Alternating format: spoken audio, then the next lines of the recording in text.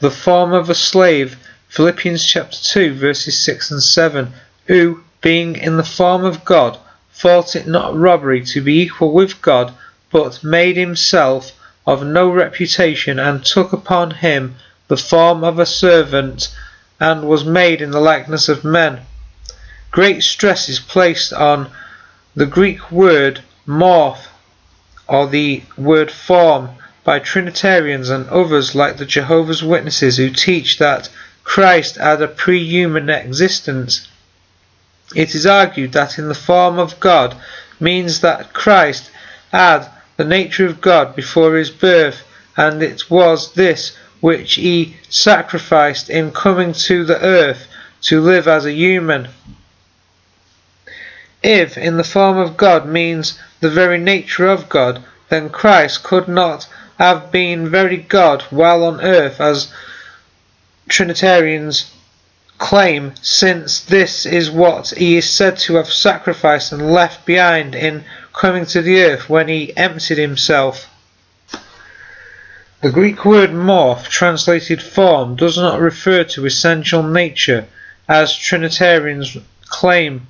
This is proven by the following. Morphe means form, shape, fine, beautiful form, figure, fashion, appearance, outward form. In the context of this passage, it is stated that Christ took upon him the form of a servant, or the form of a slave. But what is the form of a servant, a slave?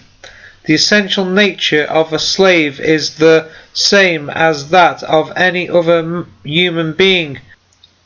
The form, therefore, must refer to the outward form and demeanour of a slave as the distinguishing characteristic.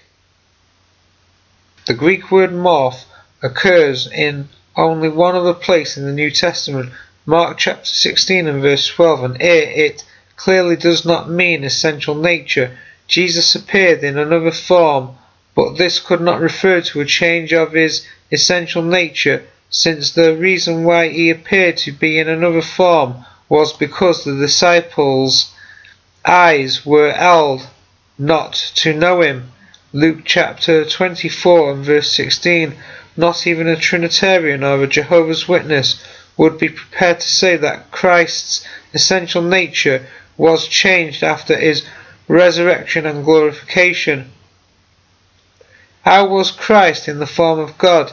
He had the demeanour of the Father mentally and morally. His character was the express image of his Father's person. Hebrews chapter 1 and verse 3. Sometimes Trinitarians stress that Jesus was originally in the form of God. Being in the form of God is taken to mean that he was in fact very God before his incarnation. However, being in the form of God means being and continually to be in the form of God.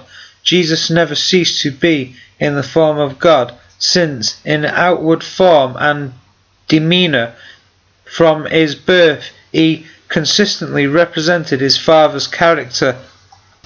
Acts chapter 2 and verse 30. Therefore, being a prophet does not mean being originally before birth a prophet, but rather a prophet and continuing to be such. 1 Corinthians chapter 11 and verse 7. For as much as he is the image and glory of God, does not mean being originally before he was born the image and glory of God, but rather being the image of God and continuing to be. Galatians chapter 2 and verse 14. If thou being a Jew does not mean being originally before his birth as a Jew, but rather if you from the start and continuing to be a Jew. Thought it not robbery to be equal with God is generally acknowledged to be a poor translation. The Revised Standard Version reads as follows: He did not count equality with God a thing to be grasped.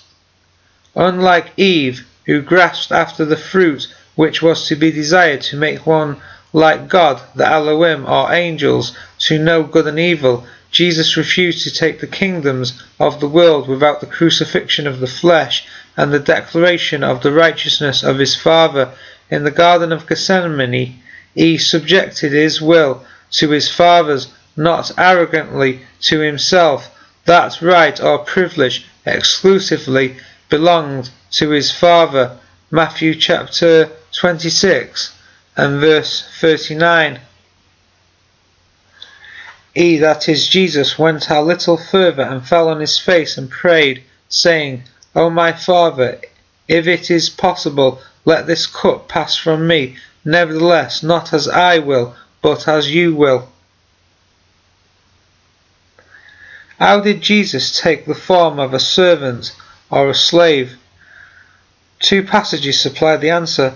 If I then, your master and Lord, have washed your feet, ye also ought to wash one another's feet. John chapter 13 and verse 14. Though he were a son, yet he learned obedience by the things which he suffered, and being made perfect, he became the author of eternal salvation unto all them that obey him. Hebrews chapter 5 verses 8 and 9. Although Jesus was in the form of God, in his outward form and demeanour, he took on him the outward form and demeanour of a slave. He humbled himself, that is, he emptied himself, refers to Christ's deliberate choice to submit his will to that of his Father's. Jesus was worshipped. Matthew chapter 8 and verses 2 and chapter 9 and verse 18. Jesus was worshipped, performed the works of God. John chapter 10 and verse 37 and 38. Jesus forgave sins. Matthew chapter 9 and verse 2. But he never claimed authority to himself which had not been delegated to him by the Father. In so doing, his example was a powerful lesson in humility to the Philippians. But if Jesus, being originally before his birth, while he was in heaven, in the form essential nature of God, thought at his birth, when he descended into the womb, not to be equal with God, but left the form of God, where is humility demonstrated?